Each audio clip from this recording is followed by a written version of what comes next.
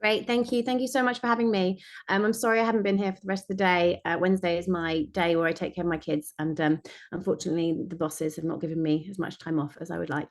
So I'll have to run off. So this presentation is based around a feature story that I wrote in 2022. A big thing I'd like to highlight at the beginning of it is that there's so much amazing scholarship done in this area. People like Nicola Rollock, Adi Adelaine, and loads of amazing DI advocates that I spoke to for the piece. I myself, I'm not an academic. I'm not speaking from personal experience. I'm not claiming to be the first to have discovered any of these issues, but what I am is a journalist. And my job is to summarize, to aggregate, and to amplify the work of others. So that's what we try to do with this story. We know that data can be really powerful. So that was the idea behind this piece, was to see what the most up-to-date data can tell us about the diversity of UK science at this point in time, and to look at what that looks like through each stage of the academic pipeline. So going from undergraduate to professor. So this is obviously a very, very big picture.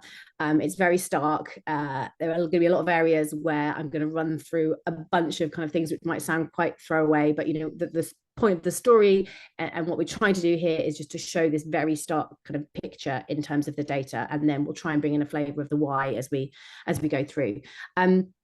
Coming to the title, you can see here on the screen, we actually kind of went into this looking at just looking at the data and looking to report on diversity in general, but we saw the starkest issue here with the pipeline for Black scientists, and that's what we ended up kind of going with as the most strong narrative in the piece.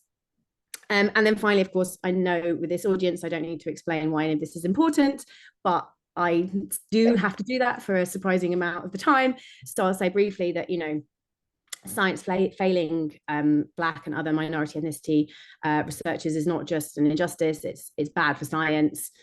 Diversity breeds better research, you get better minds. And so we're also careful in this title about thinking about who's doing the failing. It's, people from minoritized ethnicities are not the ones who are failing. They are being failed by science, by the system. Next slide, please. Oh, 1 second. Thank you. So we wanted to figure out where the attrition happens that leads to there ultimately being so few professors of minority ethnicities in the UK. So this chart shows how the proportion of people from different ethnicities changes as you climb the ladder of seniority within academia. So red is undergraduate, yellow is roughly PhD, dark blue is academic staff in science, and light blue is professorships. So we're talking specifically about science subjects here, mainly because as Nature, where I'm from, that's our audience. And the lines there are kind of benchmarks that you can see. They come from the census. So that's looking at the percentage of each ethnicity within the wider population and age groups. So kind of like if science were representative, where you might expect that bar chart to go up to. The obvious trend you can see here is that for Black scientists, the more senior you go, the lower the percentage representation. And for white researchers, it's the opposite. A quick point to note is that all of this data comes from HESA. And upon the advice of all of the data wonks there, the percentages that we give are all out of known ethnicity. So there is obviously, in fact, quite small in HESA data percentage of people whose ethnicity is not known. And we just discount that from the denominator. That's what they say is the right thing to do when it comes to looking at the numbers. Okay, now we're going to zoom in. Next slide, please. So this is the same chart, just zoomed in. Again, the benchmarks there come from the census, and you can really see starkly that there's a sharp drop at each stage for Black scientists going to huge underrepresentation at the highest levels. The picture is a little bit more complex for people of Asian ethnicity. There seems to be a jump at the level of academic staff.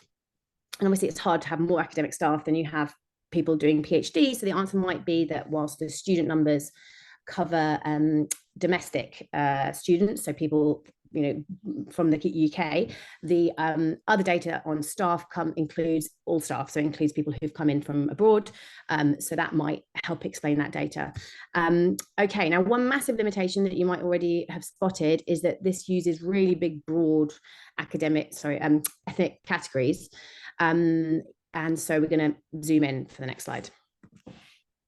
So this is data just from 1 year, from 2020, and it's broken down into finer grained ethnicity groups.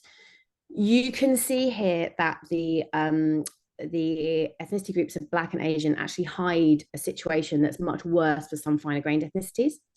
So if you look at, so we're looking at academic research stuff here. So people of Bangladeshi and Pakistani ethnicities are hugely underrepresented. And if you just looked at the Asian category, which is what most of HESA's data is collected as, that suggests a much healthier picture. Again, Black Caribbean academics are underrepresented compared to those of Black African descent. The lines again are from the census, the benchmarks there. And I think this is a really important message here. Unfortunately, we just don't have this fine-grained data in most cases. We just aren't able to do this kind of breakdown. So it's a really big limitation that we need to bear in mind in this talk, and also just when collecting data in your own institutions. Lumping people together in these broad categories is sometimes the only thing that is possible given data collection methods. But if it's possible to break it down further, it can be really, really enlightening.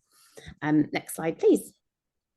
So we're going back to the beginning, undergraduates. So as you might have seen from the previous graph, undergraduates in the UK are actually more diverse than the wider population for almost, I think, all minority ethnicities.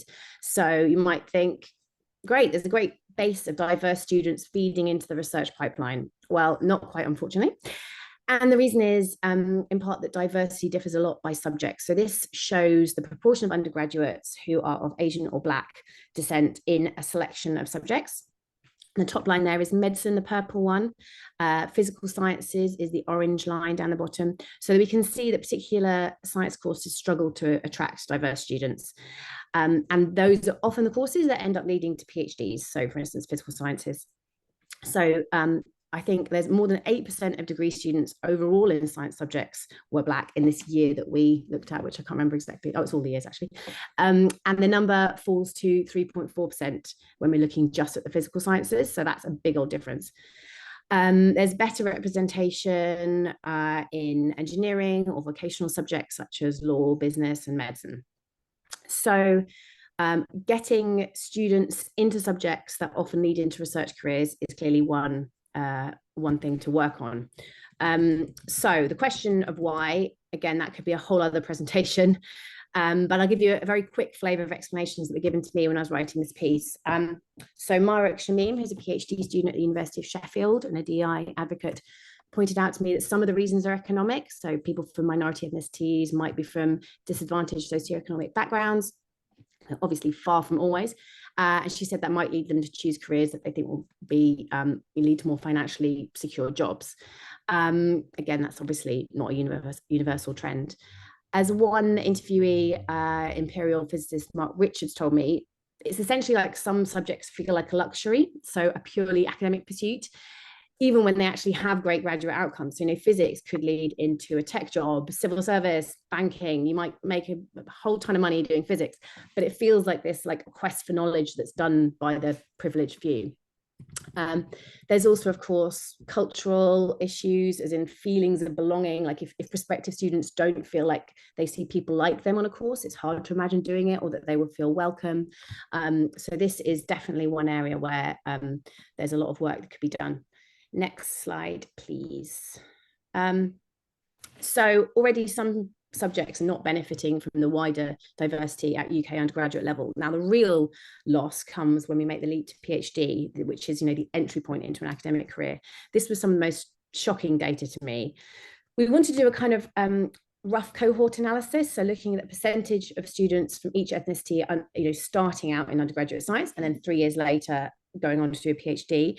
But we also wanted to look at how it changed over time. So we came up with this perhaps slightly odd graph that I hope you can make some sense of. Orange is the students starting science undergraduate, and blue is those starting postgraduate research, so a PhD or a master's, a research master's. If the chance of progressing to postgraduate research was equal for all ethnicities, we'd see the blue line tracking the orange line, just maybe 3 years behind it, you know, the time it takes to do a degree. But instead, we see that for Asian and Black students, there are way fewer students going on to do a PhD than you'd expect compared to the undergraduate. And for white students, it's reversed. The representation goes up at PhD level. we see this real cliff face for Black students. You can see a drop from around 8% to about 4%. A really important thing to note is that here we are looking at postgraduate research, and we really need to separate out the taught and research data. Because if you look at just taught, even science postgraduate courses, so those that don't involve research and so don't tend to lead to academic careers, they're 8.2% of students are of Black ethnicities. So that's roughly the same proportion as at undergraduate level. But for postgrad research, it hugely drops. So we need to, if what we care about is this kind of pipeline into research careers, then that is something we definitely need to make sure we look at. So why don't students of some minority ethnicities do PhDs? Again, so many different answers, such a complex issue. A tiny flavor of this are some of the reasons that were given to me. So obviously the subject mix that we talked about in the last chart can have an impact. As I was told, there was in some communities, just not a realization that PhDs are an option or that they're paid for. Marek said to me that before she did a PhD, she had no idea that you didn't pay for them yourself in most cases in science. And obviously undergraduate experience is hugely relevant. You're not going to entice students to do a course if they didn't feel welcome at undergraduate level. Selection for PhDs, that's going to be another issue. Usually for PhD, people want the top grades. As we know, there's an attainment gap that means that students from marginalized ethnicities are less likely than their white peers to leave with the top grades, even when their school grades suggest that they are equally able. And again, this could be a whole talk, but it's to do with curriculum, design, lack of guidance perhaps, or role models, and again, feeling like they don't belong. It's got nothing to do with talent. Students at Russell Group universities are also more likely to do PhDs, and Black students are overrepresented in the less research-focused universities. And then we come on to just, the straight up bias. There's bias in judging PhD applications. There's also just the structure of the way that they work. So they rely on quite subjective reference letters, and they can ignore issues like, the challenges people have overcome. And finally, funding. It's quite possible, of course, that bias exists in receiving funding to do PhDs, and that's something we really need to look at more. The data that is out there that we might want to look at comes from UKRI, but because of the way that they collect their data, the ethnicity of almost 30% of PhD studentships is unknown. So whilst the number that we know has been awarded to Black students, for example, is really small, it's very hard to say if that is accurate when like a third of students, we don't know their ethnicity. So that's quite possibly another cause, but just one we can't say for sure, at least from this data. So summarize what we know so far: minority students are less likely to choose a subject that leads to a PhD in the first place. And when they finish their undergraduate, they are less likely to go on to do a PhD or research master's than their white counterparts, which leads us on to the next step. Next slide, please. So we're now into the academic world. This is a snapshot of 2020, 2021. We don't have benchmarks on here, but you can see again that there's been a fall in representation. So for instance, looking again at this to be Black scientists, I think that's 2.5% there. The working population, it is 4%. I wanted to do a similar kind of cohort analysis as we did for PhDs, but the way that HESA collects the data, that's just not possible, unfortunately. And then you can see in blue here that that's representation at professorship level. So again, for each group here, it falls quite radically. We know that academia is an incredible slog. Very few people make it to becoming a professor, but this shows that your chance is much, much lower if you identify as Black, Asian, mixed, or another ethnicity than white. And again, a reminder that if we could see the finer grained analysis of ethnicity, that would be really, really useful. Unfortunately, we don't have that data. Next slide, please. Okay, we're getting towards the end. Again, we're just looking a little bit more closely now at that drop off at professor level. So it takes time, of course, for diversity at junior levels to filter through to senior ones. But the data suggests that the current pace of change is really slow, like particularly among Black researchers. You can see, actually, if you just click through, please, and again, there you are. You can see there is an uptick here in the orange line. And oh no, sorry, actually, what I was going to refer to first, the orange line on the left, it goes up, but that is not tracked by the blue line, which is the professors. So there is the kind of filtering through of greater representation is not happening. And we're talking really low, like it's 0.6% of science professors in 2020-21 were Black. That's compared to 4% of working age population, 2.5% of academic staff, and it barely changed for 12 years. Now, the last 2 data points, which is what the arrow points to, this picture has changed ever so slightly. We're still looking at a really low figure overall. It's now up to 0.9%, so still shockingly low. But there is a little bit of an uptick that's happened there. So it went up by the same proportion in 1 year as it did over the previous 7 years. So is there a tiny little hope that things are starting to change? Maybe, but probably too early to tell us. So we know that getting a professorship is another huge hurdle, and it's another one at which people of colour are disadvantaged. There are, again, so many reasons for this. A couple of those that people told me about. There's this kind of like opaque factors, I guess, that aid progression in general in the seniority ladder in science. So it's about networks, being vouched for, mentors, information on grants, how to write them up. And this is not just hand wavy stuff. Like studies have shown that senior people are more likely to see potential in and guide people who are more similar to themselves. So having a largely white professoriate is going to be self-perpetuating. Mark Richards used this lovely analogy of trying to get from one side of a cluttered room to another. And some people get given a torch and some people don't. You maybe can't blame people for helping each other out, but if you're not the one being helped, it's a lot harder. Then again, there's more overt issues, more overt racism, people being overlooked for jobs, for promotion, microaggressions, feeling of marginalization and isolation. Students being more biased in some of their towards lecturers in evaluations, people of colour feeling they have to demonstrate their abilities more to prove themselves in the system than their white colleagues do. And then, of course, funding as well. And I'll come on to that very shortly. So next slide, please. So here's the end result. These are professors across the broad science categories. There are literally no recorded Black physics professors in the UK. As far as I know, just one, Robert McCoy, in chemistry, and around 5 in the biosciences. So, science is hugely suffering here. This chart was made with 2020-21 data, so there may be an extra data point or two from the last years, but it's not going to change the picture too much. Next slide, please. So finally, grants. So this is a potential source of inequity. What is the rate at which researchers of different ethnicities win funding? This shows that the success rates, what they are for UKRI grants, fellows, co-investigators, and finally principal investigators. And the more junior levels on the left are presented in these cumulative charts because the numbers jumped around so much that a line chart made no sense. But we were able to show it over time for PIs because it was a little bit more stable. So we're looking at success rates. So the percentage of the grants that you apply for that you win. Generally, as you can see, the success rates are higher for white people. If everything was equal, it doesn't really matter what the success rate is, but you'd expect it to be broadly the same across the board. It isn't. There's a 16 percentage point gap between Black and white PIs. That is enormous.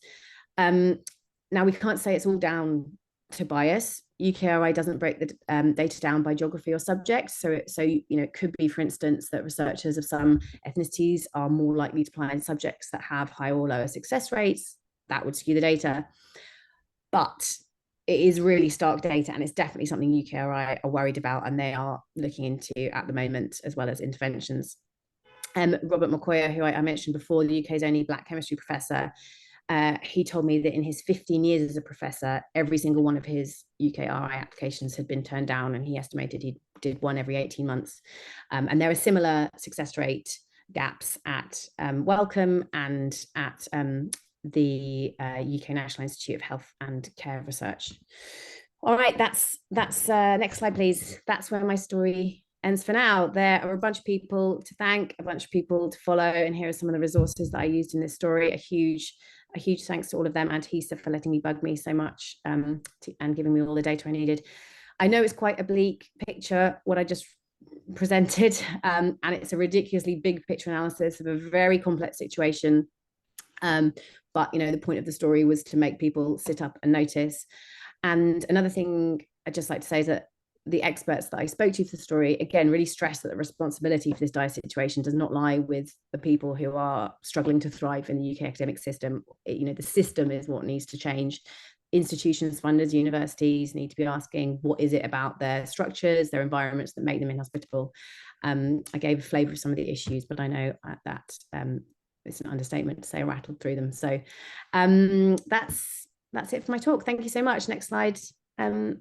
Or actually, yeah, you could leave up the other one with the resources if you like. I'm happy to field a couple of questions if there's a few minutes.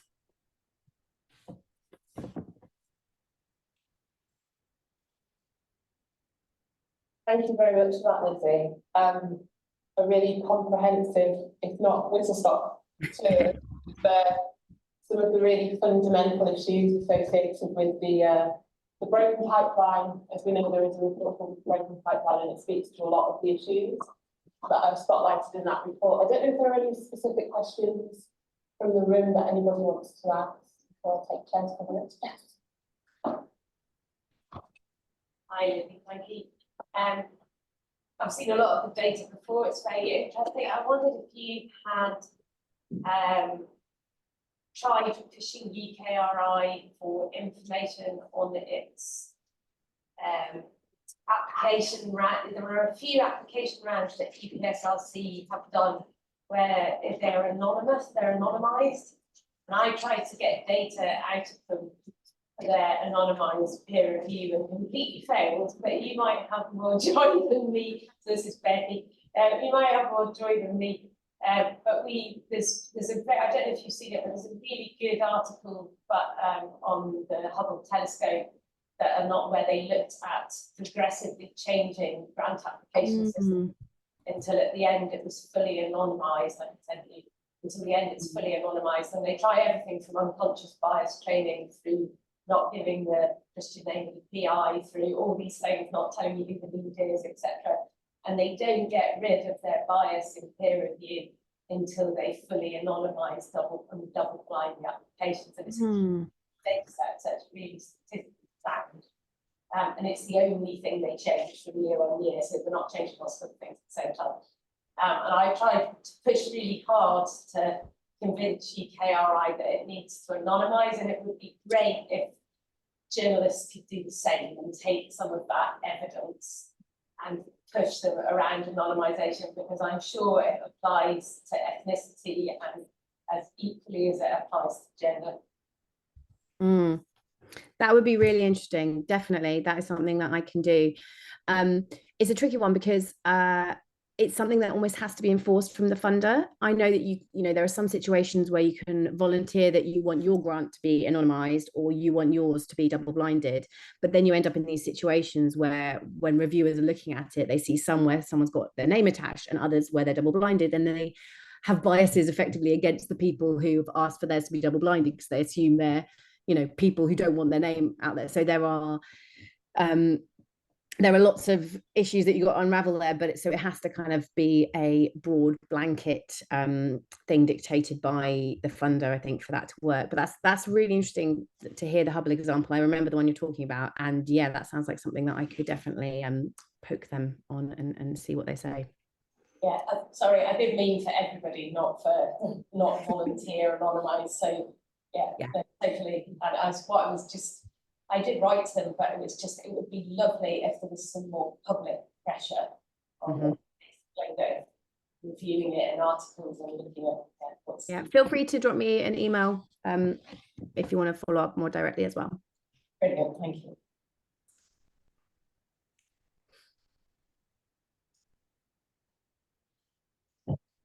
Hi, this is Jane Smith from the Institute of Physics. Thank you so much for your talk. I was just wondering, I think at the beginning you said that you had quite a lot of data looking at other identities as well.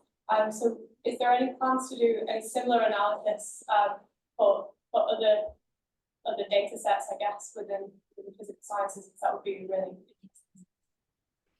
interesting. Yeah, so I know, do you mean like gender? Are you switch? Yeah, like, so yeah. you're taking a deep dive into specifically residents, and I was just wondering if you're planning something. Personally, as one of the women in physics who has left the pipeline, it definitely it would be a fascinating thing to do. I know, because I think though that the Institute of Physics had quite a comprehensive report a few years ago that I remember reading, and that there's really, really interesting data going back to schools as well, where you have much higher percentages of girls studying physics in girl-only schools and things like that. So yeah, I would love to put that on my upcoming story list to look into. So yeah, thank you. Do you have any other questions? No. Can I ask a quick question? We've got time. I was, and I know you're a journalist, so you might not have a particular view on this, but there is so much I could say about this issue. I'm trying to gather my thoughts and distill them into something articulate. I wanted to ask a question around lobbying and pressure, which is kind of on the theme of the first question. We have the REP, which is obviously this research exercise that is supposed to be an indicator of quality of research for universities. And I know there's been some revisions to the REP to kind of look at research culture as a kind of part of the process to address some of the issues that you've spoken about. I just wondered what your view is. We've heard a lot during the day about the impact of positive action, and being the lapsed accountant that I am, what gets measured gets done. Yeah. And if you throw money at things and incentivise vice chancellors with either incentives or punitive action, maybe some people might look at it that has financial consequences, that sharpens their focus around particular issues. And I just wondered kind of if you had a view around that, really. I suppose I've asked a specific question about REF, but it doesn't necessarily need to be REF. To what extent do you think we should be using more financial consequences to encourage universities to take on the responsibility for addressing a lot of the issues that you discussed in the presentation? Yeah, I mean, this would just be very, very personally, but I completely agree that that is the lever that seems to work. Can you do it through the REF? I mean, a lot of the discussion in the REF at the moment is just about research environment in general, isn't it? And, you know, research can be quite toxic for everybody, but you find in all of those ways, the improvements that you make are also going to improve the lives and careers of researchers from minority ethnicities, perhaps more so. So I think, because I'm not as familiar with the REF as I used to be in my days when I worked for Research Fortnight, when it was my absolute bread and butter.